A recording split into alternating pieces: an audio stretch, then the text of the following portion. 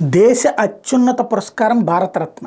ఆ తర్వాత రెండవ స్థాయి పురస్కారం పద్మవిభూషణ్. ఈ పద్మవిభూషణ్కి సంబంధించి ఈ దఫా ఏకంగా ఇద్దరికి పద్మవిభూషణ్, అది కూడా మన తెలుగువారు అందరి హృదయాల్లో నిత్యం వినిపించేటటువంటి పేరైనటువంటి చిరంజీవి గారు, వెంకయ్యనాయుడు గారికి ఈ అవార్డులు దక్కడం అన్నటువంటిది ఒక అద్భుతమైనటువంటి అంశం.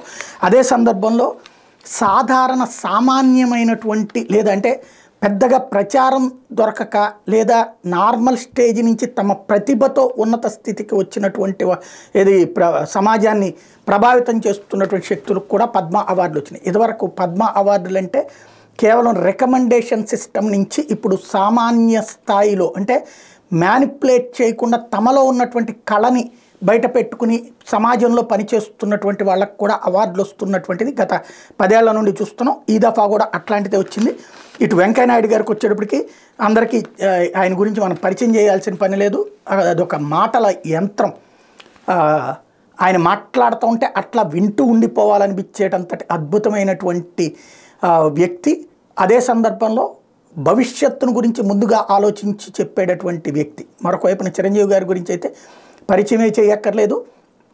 నా వయసులో ఉన్నటువంటి వాళ్ళ దగ్గర నుంచి, నాకంటే చిన్నపిల్లల దగ్గర నుంచి, అదే సందర్భంలో వృద్ధుల దాకా ప్రతి ఒక్కరికి చిరంజీవి అంటే ఆయన నటన అలాగ కళ్ళల్లో మెదిలిపోతూ ఉంటుంది. అట్లాంటి చిరంజీవి గారికి పద్మవిభూషణ్ అంటే రెండవ అత్యున్నత పురస్కారం లభించడం అన్నటువంటిది ఒక గొప్ప విశేషం.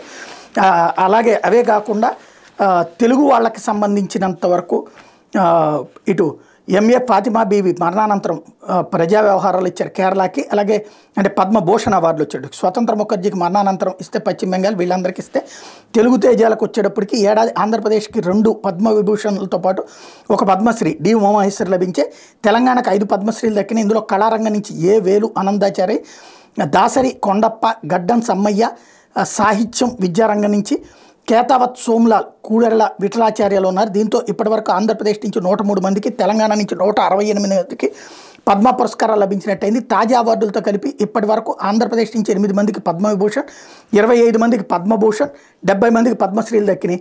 తెలంగాణ నుంచి ఇప్పటి వరకు 14 మంది పద్మవిభూషణ్, 34 మందికి పద్మభూషణ్, 120 మందికి పద్మశ్రీలు లభించినాయి. వివిధ రంగాల్లో తమదైన ప్రత్యేకత కనబరుస్తూ పెద్దగా ప్రచారానికి నోచుకొని వారిని కూడా గుర్తించి పద్మశ్రీ ప్రదానం చేసే ఆనవాయితీని కేంద్రం కొనసాగించింది. మొత్తం 110 మందికి 10 మందిని ఈసారి వీటికి ఎంపిక చేసింది. వీరిలో అస్సాంకి చెందిన పార్వతీ బారువా ఒకరు. దేశంలో ఏనుగులు మావటగా ఉన్న తొలి మహిళ ఆమె. పురుషాధిక్యం ఉండే రంగంలో అడిగిడి తనదైన ప్రత్యేకత సొంతం చేసుకున్నారు.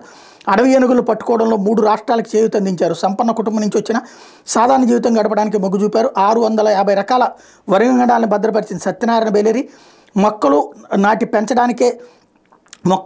పెంచడానికే జీవితాన్ని అంకితం చేసిన దుకమాజీ, నామమాత్ర రుసుముతో వైద్య సేవలు అందిస్తున్న హేమ్చంద్ మాంజీ, మిశ్రమ సాగుతో అద్భుతాలు సృష్టించిన గిరిజన రైతు సర్బేశ్వర్ బాసుమతన్, 105 ఏళ్ల గోపీనాథ్ స్వెయిన్ తదితరులు కూడా దీంట్లో ఉన్నారు.